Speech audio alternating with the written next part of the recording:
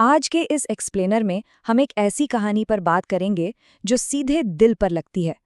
ये कहानी हमें मॉडर्न हसल कल्चर और हमारे सबसे करीबी पारिवारिक रिश्तों के बीच के टकराव को बहुत करीब से दिखाती है।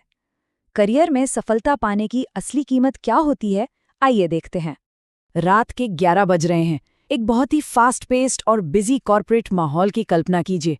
राहुल, जो एक बेहद सक्सेसफुल एग्जीक्यूटिव है, अपने आलीशान ऑफिस में बैठा एक $multi-million डील साइन कर रहा है। तभी उसके मोबाइल की स्क्रीन चमकती है, नाम फ्लैश होता है पापा। राहुल फोन देखता है और काम के भारी प्रेशर के चलते उसे इग्नोर कर देता है। सोचता है चलो बाद में फुर्सत से बात कर लेंगे। लेकिन यहीं से इस कहानी का सबसे बड़ा और गहरा सवाल पैदा होता है। क्या होता है जब वो बाद में कभी आता ही नहीं?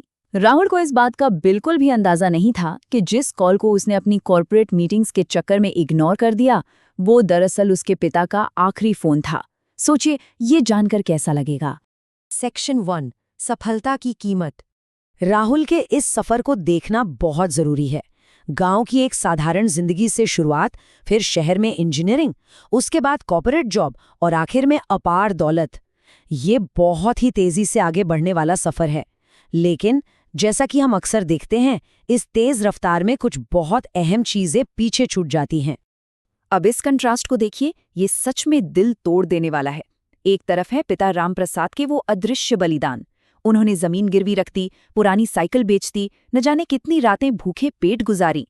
और दूसरी तरफ है राहुल की आज की रियलिटी, महंगी गाड़ियां, बड़ा सा घर और करोड़ों का बैंक बैलेंस।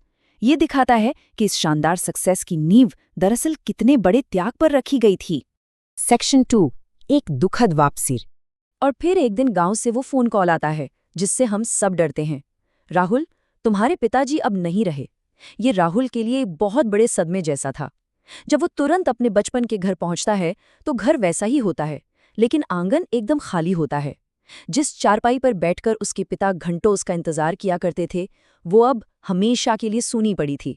सेक्शन 3, पिता का आखिरी पत्र। राहुल की माँ उसे एक पुराना लिफाफा देती है।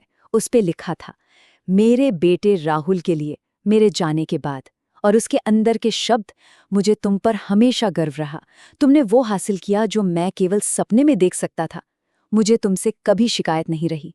इस बात पर ध्यान दीजिए, एक पिता जिसे करोड़ों के सौदों के लिए बार बार नजरअंदाज किया गया, उसके दिल में कोई गुस्सा या कड़वाहट नहीं थी। जो बात सबसे ज्यादा चौंकाती है ना, वो है उस पिता की असली चाहत का इतना सिंपल होना। राहुल जहां करोड़ों के टारगेट्स के पीछे भाग रहा था, वहीं उसके पिता की क्या इच्छा थी? बस एक छोटी सी तमन्ना थी, तुम्हारे साथ बैठकर एक कप चाय पीने की। बस एक कप चाय।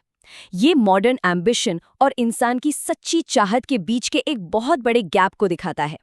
वो आगे लिखते हैं, तुम्हें सामने बैठकर ये कहते सुनने की, पापा मैं ठीक हूँ, ये लाइन सीधे दिल पर वार करती है ना? हमारे माता पिता को असल में हमारी बड़ी बड़ी अचीवमेंट से ज्यादा बस इस बात की तसल्ली चाहिए होती है कि हम ठीक हैं। उन्हें सिर्फ हमारा थोड़ा सा समय चाहिए होता है। और फिर आता है वो कड़वा सच, बेटा, पैसा बहुत जरूरी है, लेकिन रिश्तों से ज्यादा नहीं। इस लाइन को पढ़ते ही राहुल फूट फूट कर रोने लगता है।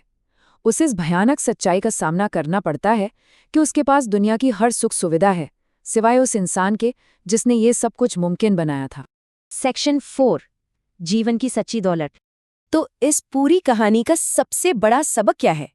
असली दौलत केवल पैसा नहीं है, बल्कि उन रिश्तों का सम्मान करना है जिन्होंने हमें यहाँ तक पहुँचाया।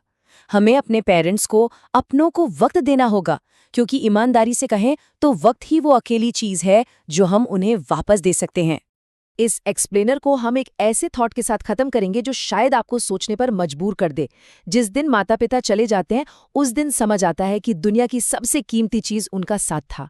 ये सच में सोचने वाली बात है कि हम अपनी जिंदगी को कैसे बैलेंस कर रहे हैं। कहीं ऐसा तो नहीं कि हम भी किसी ऐसे बाद में का इंतजार कर रहे हैं जो शायद कभी आए ही नहीं। जरूर सोचेगा।